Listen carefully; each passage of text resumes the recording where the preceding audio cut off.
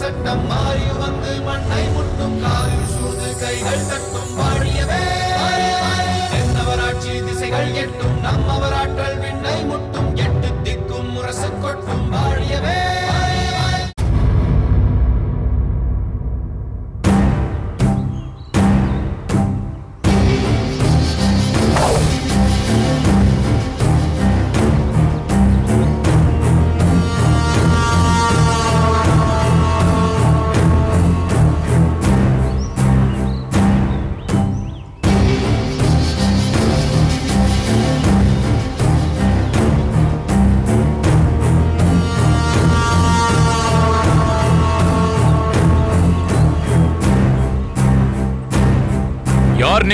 என்னை பார்த்தாலே தெரியவில்லையா? நான் ஒரு வயதான கிழவன். நரைத்த தாடி அப்படிதான் காட்டுகிறது, ஆனால் உன் நடை அப்படி இல்லையே. நீ என்னப்பா சொல்கிறாய்? நான் வெகு நேரமாக உன்னை பின்தொடர்ந்து வருகிறேன். நீ இப்போது உன் பேச்சில் காட்டும் இந்த தடுமாற்றம் உன் நடையில் இல்லையே. திடமாக காலை ஊன்றி ஒரு இளைஞனைப் போல் நடந்து சென்றாயே. என்ன என்ன நான் இளைஞனைப் போல் நடந்தேனா? இதை கேட்கும் பொழுது எவ்வளவு மகிழ்ச்சியாக இருக்கிறது தெரியுமா? எங்கள் நாட்டில் கூட என்னை பற்றி அப்படித்தான் சொல்வார்கள். என்ன சொல்வார்கள்? தாத்தா தாத்தா, உன் தாடிதான் நரைத்து விட்டதே தவிர உன் உடம்பில் இன்னும் இளமை முறுக்கு மாறாமல் இருக்கிறது என்பார்கள். உங்கள் நாடு என்றாயே, அது எந்த நாடு? நான் ரோமாபுரி நாட்டைச் சேர்ந்தவன். பார்த்தால் அப்படி தெரியவில்லையே. என்ன செய்வது? பெரும்பாலும் நான் சோழ நாட்டிலேயே வசிப்பதால் இங்குள்ளவர்களில் ஒருவனாக மாறிவிட்டேன். அப்படியே இருந்தாலும் ரோமானியர்கள் கடலில் திரிவார்கள் அல்லது வணிகம் செய்யும் நகரில் திரிவார்கள். இப்படி காட்டில் திரிய மாட்டார்களே. அது உண்மையை சொல். எதற்காக இங்கு வந்தாய்? அப்படி என்ன தேடுகிறாய்? உங்கள் நாட்டில் உள்ள மூலிகை வைத்தியத்தை பற்றி சிறிது ஆராய்ச்சி செய்தேன். அதன் மீது ஏற்பட்ட ஆர்வத்தால் சிலவற்றை நானே தேடி எடுத்தேன். அப்போது சிலர் நாட்டுக்குள்ளேயே எங்கோ வளர்ந்திருக்கும் ஏதோ சில மூலிகைகளை தேடிக்கொண்டிருந்தால் எப்படி, காட்டுக்கு சென்றால் அங்கே சில காட்டுவாசிகள் உனக்கு சில அரிய மூலிகைகளை பற்றி சொல்லி சுட்டி காட்டுவார்கள் என்றார்கள். அவர்களை பற்றியும் அறிந்து கொண்டு அவர்கள் மூலம் சில மூலிகைகளை பற்றியும் அறிந்து கொள்ளலாம் என்று வந்தேன். இதை என்னை நம்பச் சொல்கிறாயா? நீ நம்பாவிட்டால் அதற்கு நான் என்ன செய்ய முடியும்? ஒரு கிழவனின் கழுத்தில் கத்தியை வைத்துக் கொண்டு மிரட்டுவதை பார்த்தால் நீயே ஒரு காட்டுவாசிதானோ என்று தோன்றுகிறது. என்னை பார்த்தா காட்டுவாசி என்று சொன்னாய்?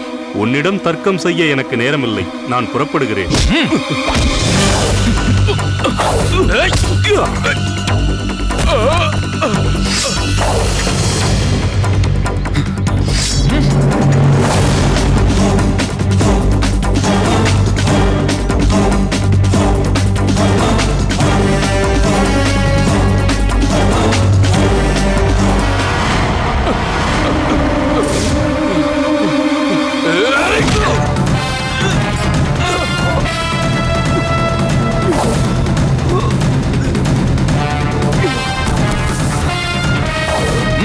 இவனை பிடித்த அந்த மரத்தில் கட்டுங்கள்.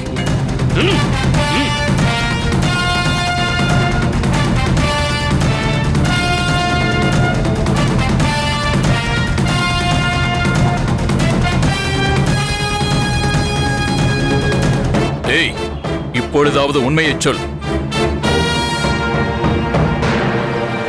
இவன் சண்டை போடும் வேகத்தை பார்த்தால் மிகவும் பயிற்சி பெற்றவன் போல் தெரிகிறது.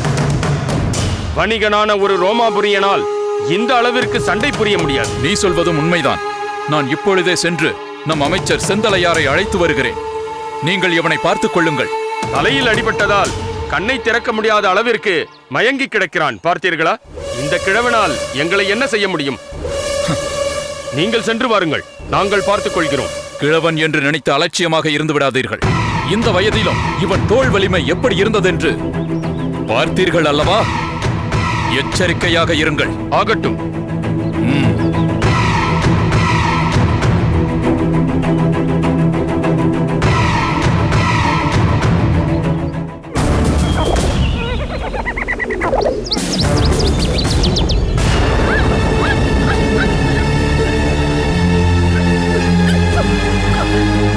காப்பாற்றுங்கள், காப்பாற்றுங்கள், யாராவது என்னை காப்பாற்றுங்கள், காப்பாற்றுங்கள்.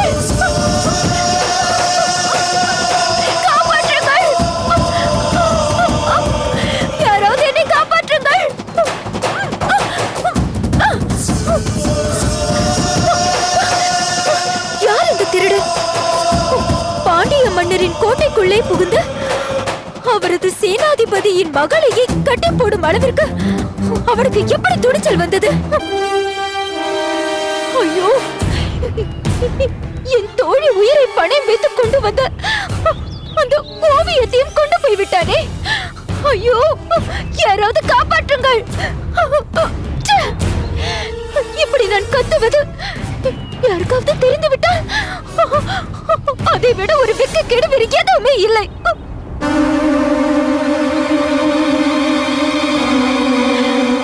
காப்பாற்றுங்கள், யாராவது வந்து என்னை காப்பாற்றுங்கள். யாரும் இல்லையா? ஒருவரை கூட காணவில்லை. ஐயோ!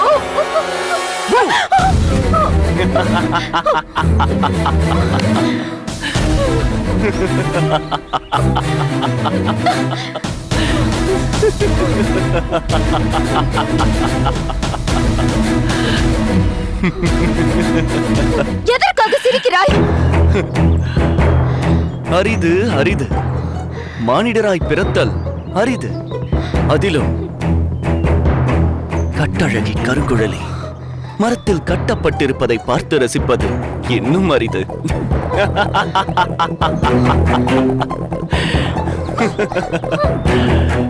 கருங்குழலி, அழகாயிருக்கிறாய் என்பதற்காக உன்னை என் அந்தப்புறத்து நாயகியாக ஆக்கிக் கொள்ளலாம் என்று நினைத்தேன். அதற்குள் யாரோ உன்னை கட்டி தழுவி மரத்தில் கட்டி வைத்துவிட்டு சென்று விட்டார்கள். எங்கே சென்றது உனது வீரம்? எங்கே எங்கே வீராங்கனை கருங்குழலி? எங்கே சேனாதிபதியின் தவ புதல்வி கருங்குழலி? எங்கே? நிறுத்து! என் கோபத்தை கிளறாதே. ஐயோ, கருங்குழலி, அச்சமாக இருக்கிறது. எங்கே என் தலையை கொய்து விடுவாயோ என்று பயமாக இருக்கிறது. மகேந்திரா, உன் பகையை காட்டுவதற்கு இதுவல்ல நேரம். தயவு செய்து என் கட்டை அவிழ்த்து விடு. பொறுமை பொறுமை, இரு இரு. அப்படியா? என்ன? யார்? அச்சச்சோ. இரு இரு இரு. என்னவென்று சொல். சற்று அமைதியாக இரு. ஒன்றுமில்லை கருங்குழலி. நம் நாட்டு மக்கள் பின்னால் பேச போவது இப்போதே என் காதுகளில் தேனாக ஒலிக்கிறது. என்னவென்று கேட்கிறார்? மக்கள் என்ன சொல்கிறார்கள் என்றால், சேனாதிபதியின் புதல்வியான கருங்குழலி இப்படி மரத்தில் கட்டுண்டு கிடக்கிறாளே, இவள் தந்தையை நம்பியா இந்த நாடு இருக்கிறது என்று துப்பி கை கொட்டி சிரித்து பேசுகிறார்கள். ஐயோ பாவம்.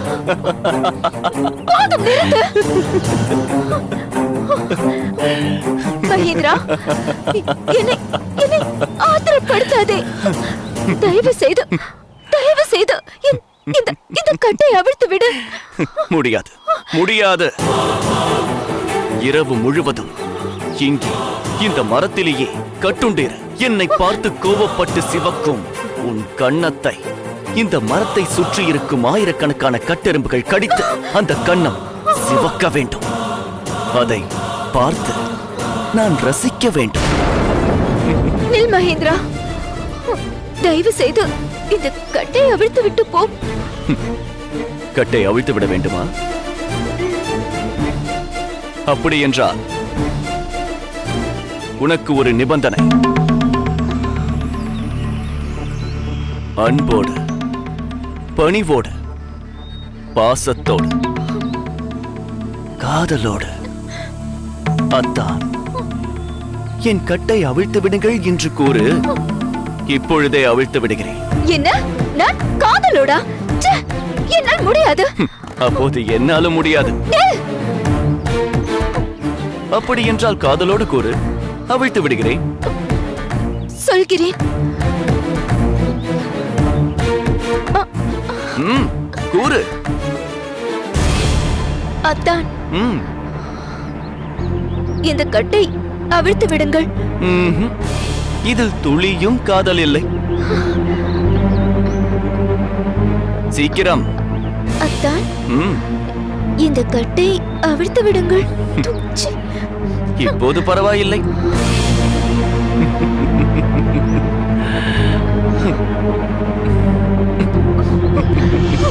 மகேந்திரா! ச்சே. மகேந்திரா, என்னை ஏளனம் செய்த உன்னை நான் சும்மா விட மாட்டேன். ஒன்றும் செய்ய முடியாது.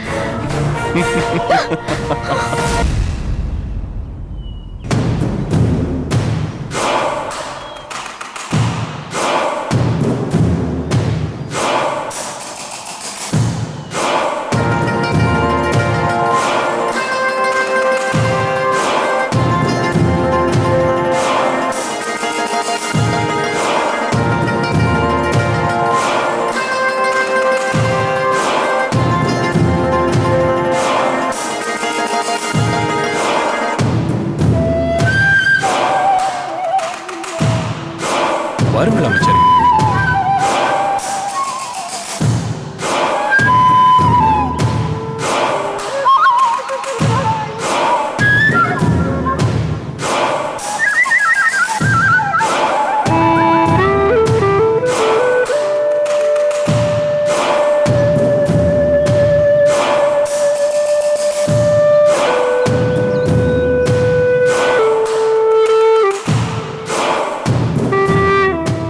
பெருமா, இன்னும் எவ்வளவு தூரம் போக வேண்டும்? இதோ அருகில் நெருங்கிவிட்டோம் அமைச்சரே. இவ்வளவு தூரம் ஒருவன் வந்திருக்கிறான் என்றால் அது சாதாரண விஷயம் அல்ல. ஏதோ ஒரு உள்நோக்கத்தோடு தான் வந்திருக்கிறான். அவனை அப்போதே வெட்டி எறியாமல் கட்டி வைத்திருக்கிறேன் என்கிறாய். அவனை பற்றிய உண்மைகளை அறிவதற்கு அவன் உயிரோடு இருப்பது அவசியம் அல்லவா? அந்த விஷச்செடியின் வேர் எது என்பதை கண்டுபிடிக்கும் ஆற்றல் உங்கள் ஒருவருக்குத்தான் உண்டு. அதனால்தான் அவனை அங்கேயே கட்டி வைத்தேன். அதுவும் சரிதான். அவனை இங்கே கொண்டு வந்து நமது இருப்பிடத்தை தெரிந்து கொள்ள இடமளிக்க கூடாது. அவன் எதற்காக காட்டிற்கு வந்தேன் என்று சொன்னான்? ஏதோ மூலிகைகளை பற்றி அறிவதற்காக. காட்டுவாசிகளிடம் மூலிகைகளை பற்றி கேட்டு அறிந்து கொள்வதற்காக வந்தேன் என்றான். இருக்கட்டும் இருக்கட்டும், நாம் அவன் யார் என்பதை அறிந்து கொண்டு காட்டு மிருகங்களுக்கு உணவாக போட்டு விடலாம்.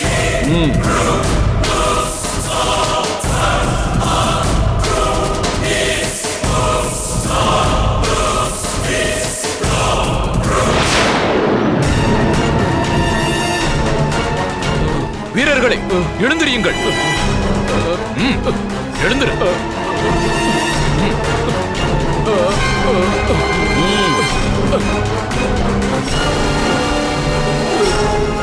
என்ன நடந்தது? ஏன் இப்படி விழிக்கிறீர்கள்? அவன், அந்த கிழவன், அவன் எங்கே இருக்கிறான்? அவன் ஓடிவிட்டால் கட்டி வைத்திருந்தவனை தப்ப வைத்துவிட்டு இப்படி மயங்கி கிடக்கிறீர்களே, உங்களுக்கு வெட்கமாக இல்லை? நாங்கள் என்ன செய்வது? கிழவன் என்று பரிதாபப்பட்டது தவறாக போய்விட்டது. என்ன, எதிரியை பார்த்து பரிதாபப்பட்டீர்களா? என்ன உளறுகிறீர்கள்? ஆம் அமைச்சர் பெருமானே, மயங்கி கிடந்த யவன கிழவர் மெதுவாக கண் திறந்து பார்த்தார். தொங்கி கிடந்த தலையை கூட அவரால் நிமிர்த்த முடியவில்லை. தண்ணீர் தண்ணீர் என்று குரல் கொடுத்தார். தயவு பார்த்து உதவ முயன்று நெருங்கினோம். பிறகு என்ன நடந்ததென்று எங்களுக்கே புரியவில்லை. ஆனால் நீங்களோ உடம்பில் காயமில்லாமல் மயங்கி கிடந்தீர்கள். அதுதான் எங்களுக்கும் ஆச்சரியமாக இருக்கிறது அமைச்சர் பெருமானே. கேட்டாயா வருமா? இவர்கள் ஆச்சரியப்படும்படி அவன் தாக்கியிருக்கிறான். அப்படி அவன் என்னதான் செய்தான்? நாங்கள் அவனை தாக்குவதற்குள் அவன் சுழன்று வந்து எங்களை நெருங்கினான். என்ன செய்தான், எப்படி தாக்கினான் என்றே புரியவில்லை. அவன் கைகள் என் உடம்பின் மீது பட்ட மறு கணமே நான் மயக்கத்தில் ஆழ்ந்து விட்டேன். விருமா, வந்தவன் சாதாரணமானவன் அல்ல. வாழ்வீச்சில், போர் பயிற்சியில், வர்மக்கலையில் நரம்படி தெரிந்தவன். அவன் எதிரியின் உடம்பில் ஒரு குறிப்பிட்ட இடத்தில் தட்டினால் மயங்கி விழவும் செய்யலாம், மடிந்து விழவும் செய்யலாம். ஏதோ இவர்கள் மீது அனுதாபப்பட்டு மயங்கி விழும்படி மட்டும் செய்திருக்கிறான். மூடர்களே, இவ்வளவு தூரம் வந்துவிட்ட எதிரியை எளிதாக தப்ப வைத்து விட்டீர்களே. இதனால் எவ்வளவு விபரீதம் ஏற்படும் என்று யோசித்தீர்களா? எங்களை மன்னித்து விடுங்கள் பெருமானே. வயதானவர் என்று சற்று பரிதாபப்பட்டோம். அது முற்றிலும் தவறாகிவிட்டது. மடையர்களே, அவன் வெளித்தோற்றத்தில் தான் வயதானவன். அவன் உள்ளுக்குள்ளே அசாத்தியமான ஒரு வீர இளைஞன் குடிகொண்டிருக்கிறான். கூடிய விரைவில் அவனை பிடித்தாக வேண்டும். இல்லையேல் நமது வேளிர் குலத்திற்கு பேராபத்தாகிவிடும். கவலைப்படாதீர்கள் அமைச்சரே. கூடிய விரைவில் அவனை இழுத்து வந்து உங்கள் காலடியில் விழ வைக்கிறேன். சொல்லாதே, செய்.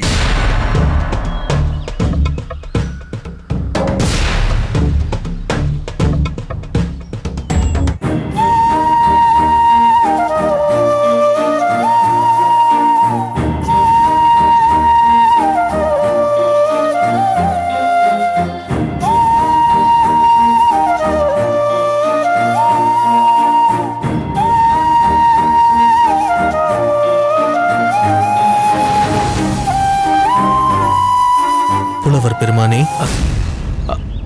அமைச்சர் பெருமானே, தாங்களா? தாங்கள் சோகமாக அமர்ந்திருப்பதைக் கண்டதும் என் மனம் தாங்கவில்லை. அதனால்தான் நான் வந்தேன். அமைச்சரே, என்னை பற்றியும் என் குடும்பத்தை பற்றியும் நன்கு அறிவீர்கள் தாங்கள்.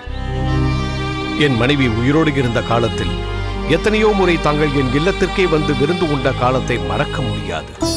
தங்கள் துணைவியார் மறைந்த பிறகு அந்த பாசத்தை எல்லாம் கொட்டி நீங்கள் மகளை வளர்த்தீர்கள். அவளும் ஒரு தாயைப் போல தங்களை நன்றாக கவனித்துக் கொண்டாள். அப்படிப்பட்ட என் மகள் இன்று என்னை விட்டு சென்று விட்டாள் என்பதை என்னால் தாங்கிக் கொள்ள முடியவில்லை. வயதான காலத்தில் தந்தையை தவிக்க விட்டு சென்று விட்டோமே என்ற உணர்வு கூட அவளுக்கு ஏன் ஏற்படவில்லை என்பதை என்னால் புரிந்து கொள்ள முடியவில்லை. அமைச்சரே, அப்படி நினைக்காதீர்கள். முத்துநகை தங்கள் மீது பாசம் கொண்டிருந்தாள் என்பதை நான் நன்றாக அறிவேன். அதையும் மீறி அவள் சென்றிருக்கிறாள் என்றால் அவள் ஏற்றுக்கொண்டிருக்கும் பணி மிகவும் முக்கியமானதாகத்தான் இருக்க வேண்டும். அப்படியே இருக்கட்டும். அதற்காக அவள் என்னை இவ்வளவு காலம் தவிக்க விட வேண்டுமா? ஒவ்வொரு நாளும் அவள் வருவாள் வருவாள் என வாசலை எதிர்பார்த்து என் கண்கள் பூத்துவிட்டன. அவள் அப்பா என அழைத்தபடி ஓடிவரும் குரலை கேட்க என் செவிகள் ஏங்குகின்றன. அமைச்சரே, புலவரே, எனக்கும் அவள் செய்கை வியப்பாகத்தான் இருக்கிறது. நீங்கள் அவள் எழுதிய ஓலையை என்னிடம் காட்டிய பொழுது நான் அப்படியே திகைத்து விட்டேன். அந்த ஓலையை நான் எத்தனை முறை படித்தேன் என்பது எனக்கே தெரியவில்லை. அமைச்சரே, மாற்றி மாற்றி படித்தாலும் அந்த எழுத்துக்கள் மாறிவிடப் போவதில்லை என்பது புரிந்தாலும் முதலில் நாம் தவறாக புரிந்து கொண்டோமோ என்று திரும்ப திரும்ப படித்தேன். என் விழியில் பட்ட எழுத்துக்களை என் மொழி அறிவு ஏற்றுக்கொள்ளவில்லை. ஓலையின் வாசகங்கள் என் தலையில் பேரிடியாக இறங்கியது.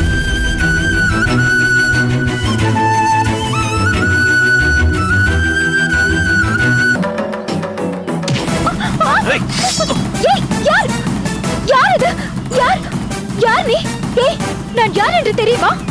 என் அண்ணன் யார் தெரியுமா? என்ன செய்கிறாய்? என்னடா பண்ணுவ? எடுக்கையா